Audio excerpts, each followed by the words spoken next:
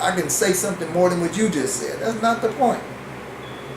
The point is for us to begin to write, demonstrate, put into practice the language of Imam Warith Deen Mohammed.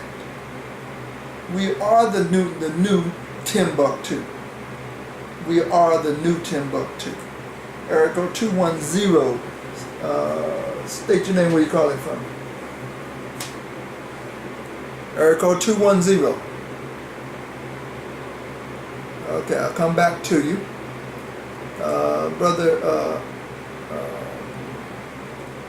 Eddie Shahi, press 1 on your phone to go out, and inshallah to come back in if you have another question or comment. Brother Henry, assalamu alaikum. Assalamu alaikum, Brother Thomas. I too am enjoying the show, and I think this is something that's very, very important for our community to do, is to study that language of Imam Muhammad. Yes. And I've been advocating that for some time here. We've started in the past some study groups to just listen to a case like you're listening to this morning, and then to discuss the things of what we got out of it in parts like that. And I do believe that if we were doing this all around the country, it would definitely be seen in our community, because it would begin to form, shape, and change our thinking. And that, you know, as the saying goes, as a man thinketh, so is he. So if this won't happen by osmosis, that one day we'll wake up and all the things that was told to us that we could achieve, we would have achieved without getting the knowledge and following the logic that would get us to the conclusion that we want to get to. And we're going to have to do more and more and encourage people more and more to study this logic. I went to a meeting this past weekend in Mississippi. They had a South East, I guess, regional Imams conference that they called it. But anyway, we went there, and one of the brothers was saying in the meeting that he says, one of the brothers says, if you are just quoting the Qur'an and you are not teaching the Qur'an, then you have not did a Juma Khutbah. So, and I said that's a very, very important point. There's a big difference between quoting the Qur'an and teaching the Qur'an.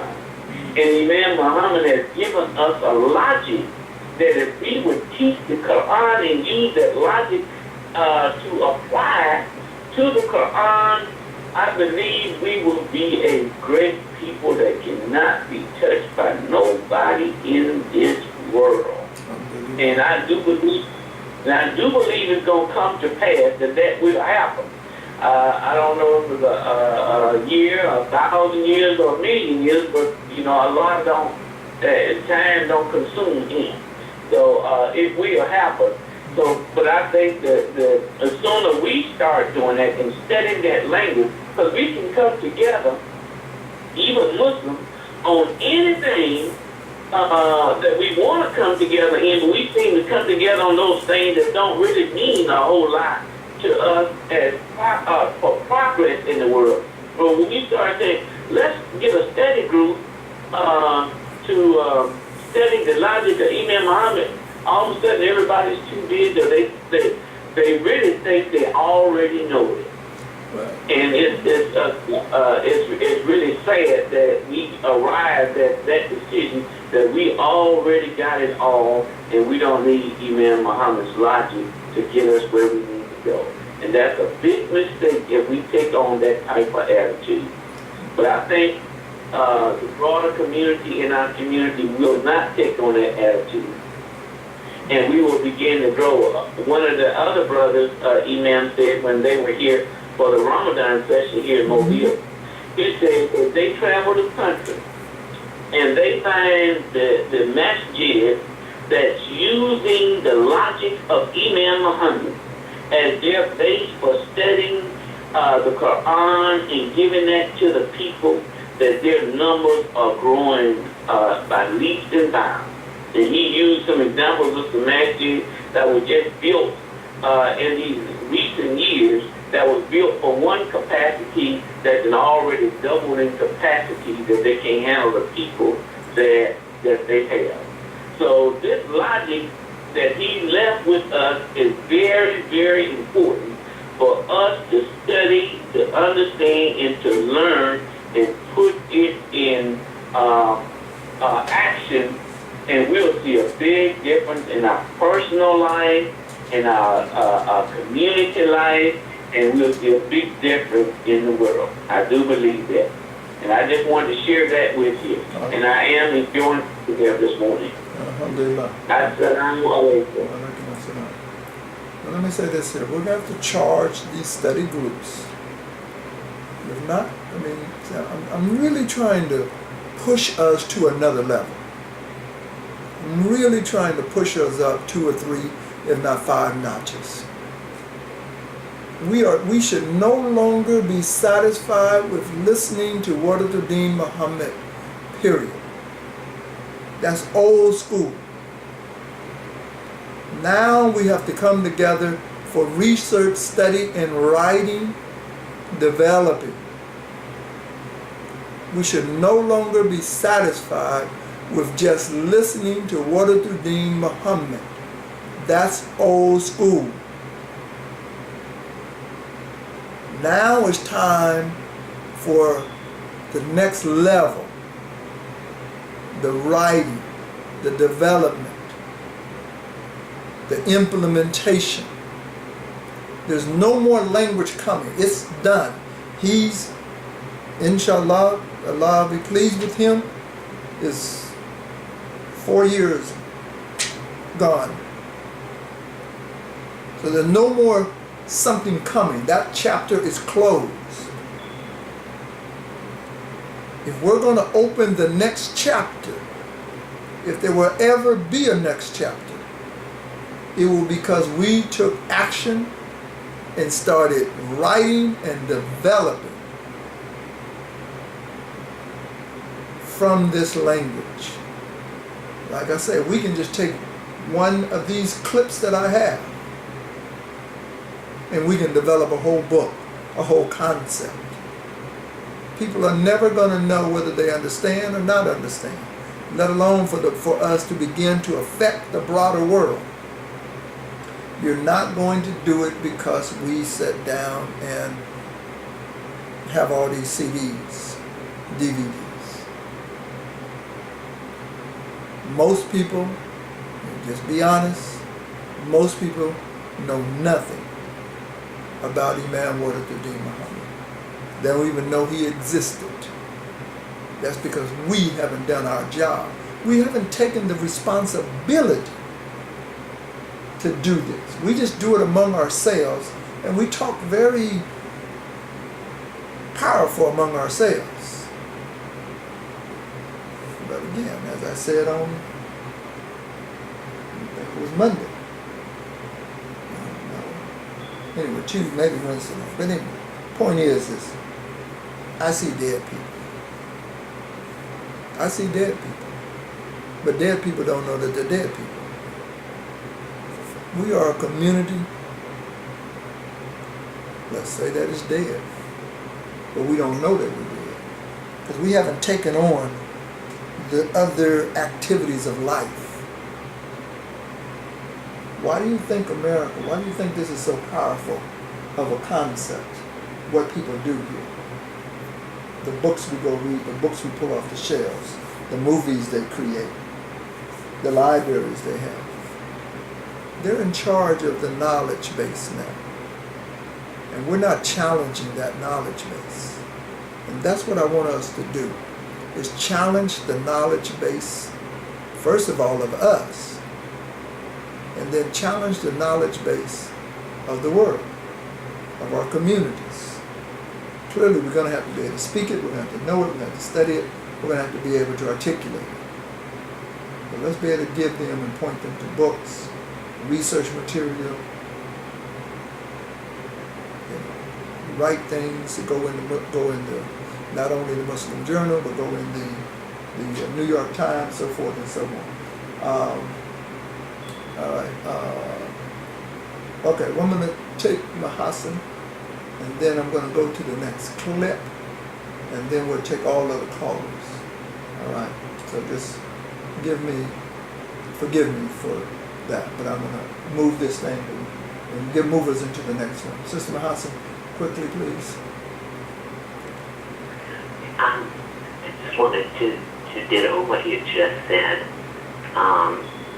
so that we can really appreciate what it is to be competitive. Mm-hmm.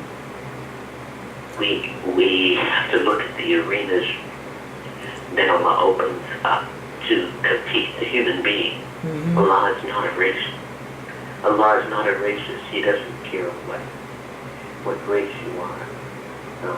The race is the human race, and that's a noun and a verb that we are put here to engage in. So I just don't want to take up any more time. That's critical. Alhamdulillah. We're going to go to the next clip. But I'm going to, here we go. This next one here. All these are taken from the same lecture. Creator and creation. So God says, أَفَمَنْ يَخْلُقُ كَمَنْ لَا يَخْلُقُ? Is the one who created all this who creates to be likened to the one who creates nothing? For an ignorant comparison, man makes. That's because he's blinded by his own limited life. And again, God says He is the creator of everything. And khaliqu kulli shay. He is the creator of everything. There is nothing that exists that Allah didn't create. Whatever is in existence, Allah created it. Allah says in the Qur'an, show me. God proposes the argument himself. Show me now what it is that they have created, these gods you claim to be God. Now God has created all of this. The whole universe is created by God. The cosmic reality, or whatever you may call it, is created by God. Now, you claim some other God? Show us. Show us that they created. They have created nothing. No one will say, see that little star up there? My God created that one. No one will be that big a fool. No, the one God created them all. And whatever has been responsible for all of it is responsible for all consequences and all things that evolve from it. Nothing can be a consequence and nothing can be an evolution in what He has done that would be given to the credit of another. No, if He has created it, the one who created it created its potential, created its design, created also its fate and its destiny. So whatever happens is because of that one who created it all. So Muslims must understand that the attribute of God that distinguishes us from many other people, including Christians, is Creator. We believe in none but the Creator. Not in the Son of the Creator, not in the Spirit of the Creator, only in the Creator Himself. For the Son is His creation, and the Spirit only acts by His command. Okay. Inshallah, again, now we return to theology. Now the conversation is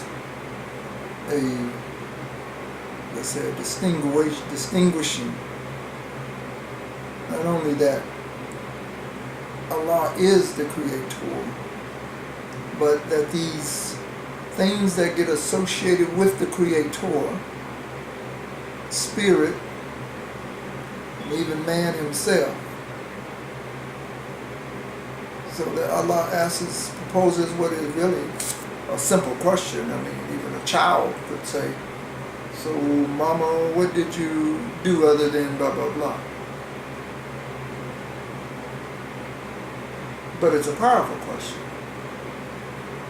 So what, if what you say to be true, if your logic has any weight at all, it should be able to stand up against this particular question. What did a God, what did anything do other than what Allah has done? But even this statement doesn't straighten out many people. But again, think about the power of a book written just on that one phrase, that one concept.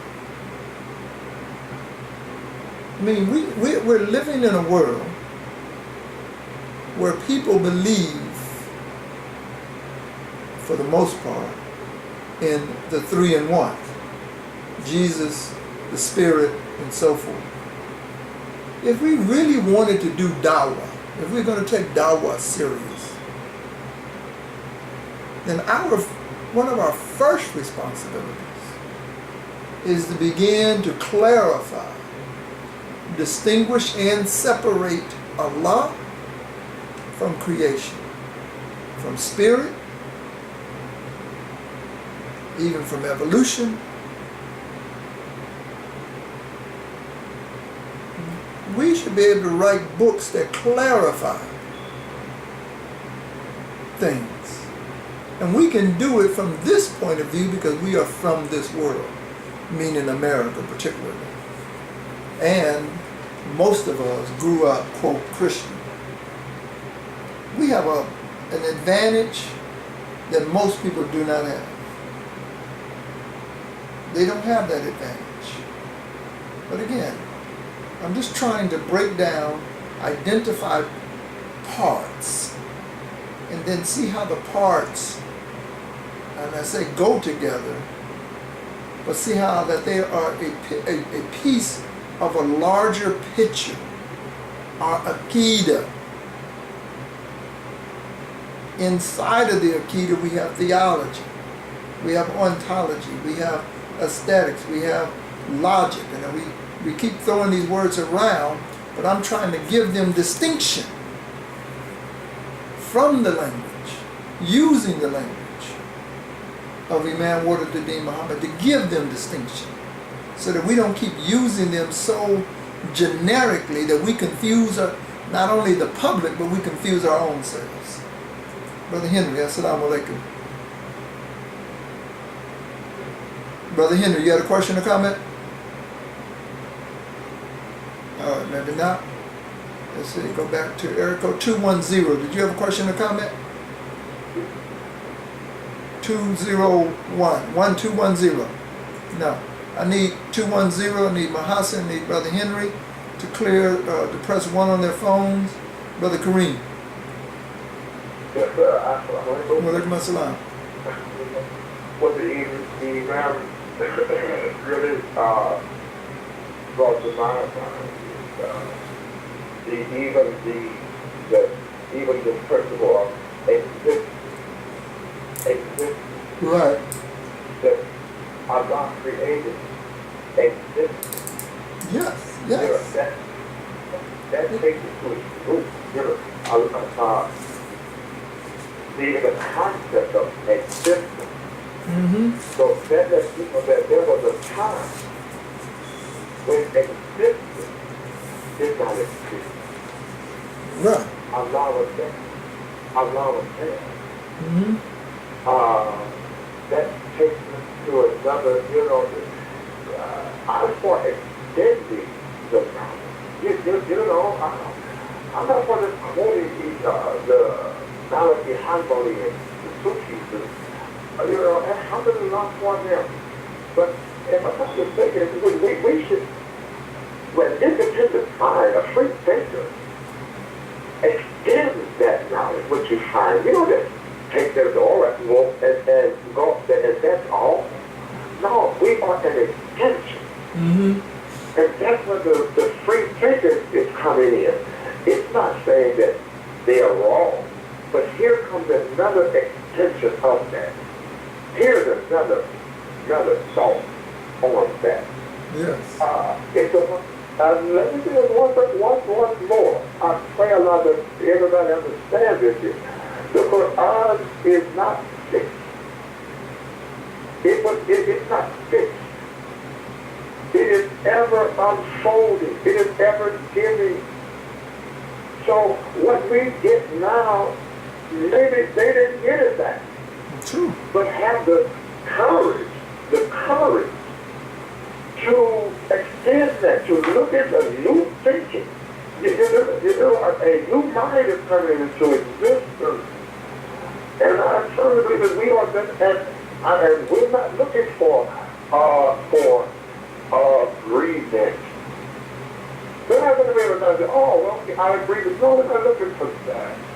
Mm-hmm. But so to come into that, to have the courage to challenge the old, what exists, and bring it to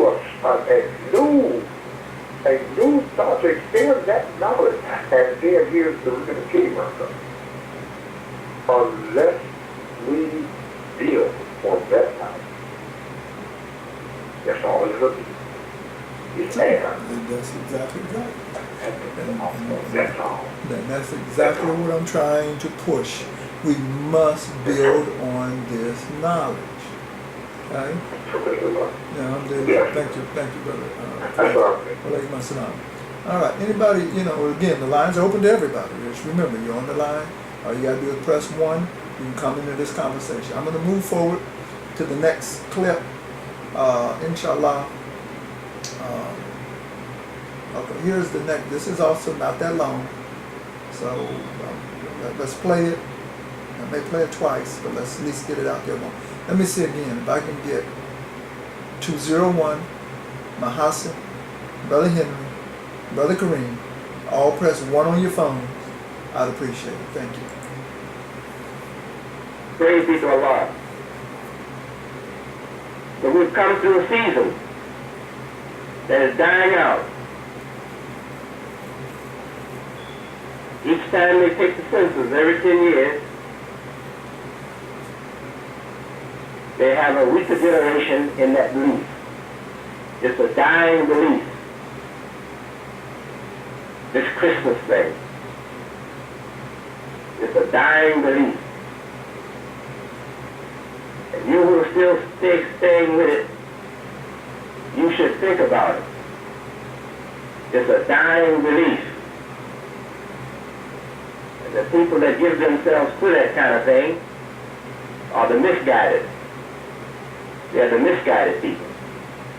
And a Muslim should never be associated with that kind of shirk.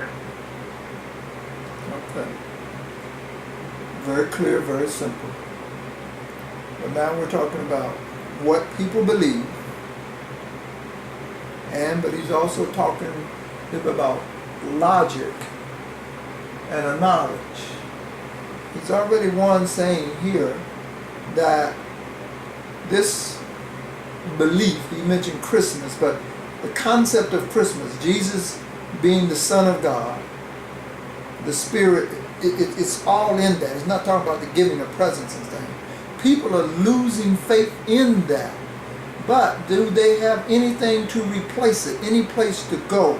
This is again an opening. You're talking about an opportunity for dawah. The Imam is saying, here's an opportunity for dawah. If we can get our beliefs, our logic, our knowledge out there in front of people in a clear, explainable way, they may say, Alhamdulillah, this is exactly what I've been waiting for.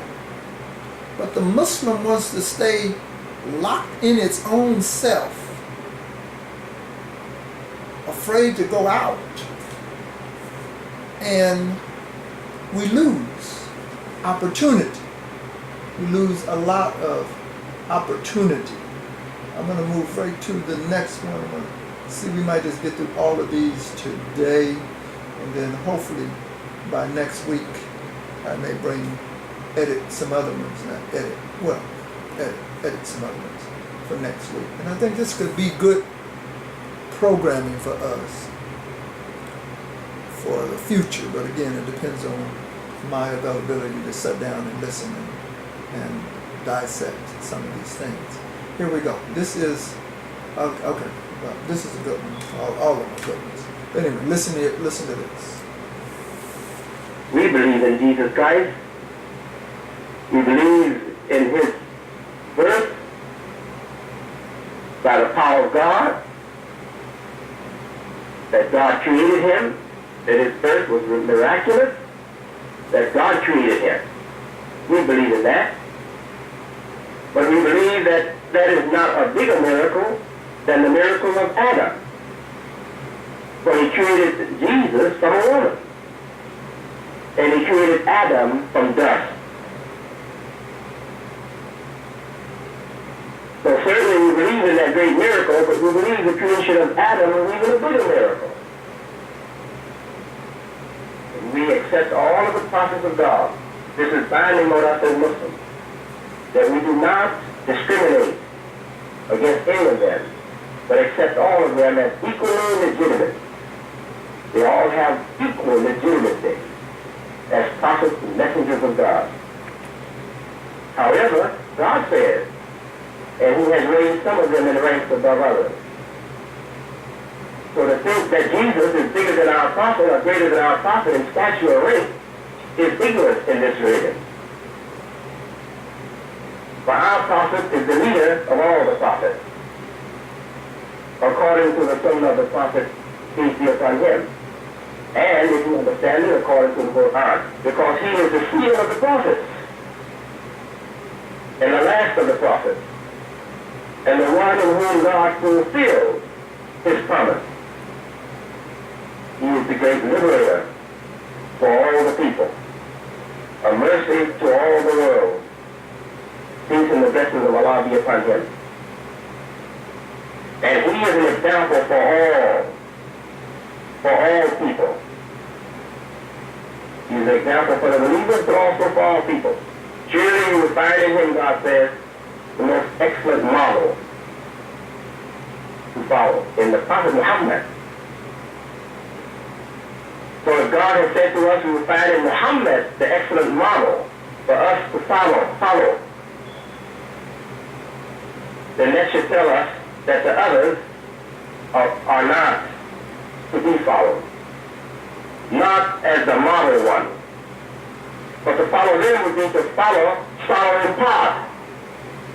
And as Paul says in the Gospel, in the New Testament, when that comes that is complete, that is in part, is done away with. And I believe that we may use that language to describe exactly what happened when Prophet Muhammad came. That which was in part had to be pushed aside, done away with. For those who follow Moses, great. But what they have is in part. Those who follow Jesus, great. But what they have is in part. Those who follow Muhammad, they have the whole package. They have the whole package. And nothing else suffices except what Prophet Muhammad has brought. Everyone else, when he comes up before God, if he comes up without what Prophet Muhammad has brought, he will come up deficient. Maybe he'll be accepted, but he'll come up deficient. He'll be deficient. Those who follow the old prophets will be deficient. They will be lacking. They won't have enough. Those who follow Jesus, peace be upon the prophets, they will be deficient. They won't have enough. God says only of Muhammad, peace and the blessings be on him. He is enough. He is enough. That's what God says in the Qur'an for mankind. And I know for myself, from my own personal experience, I was hungry until I found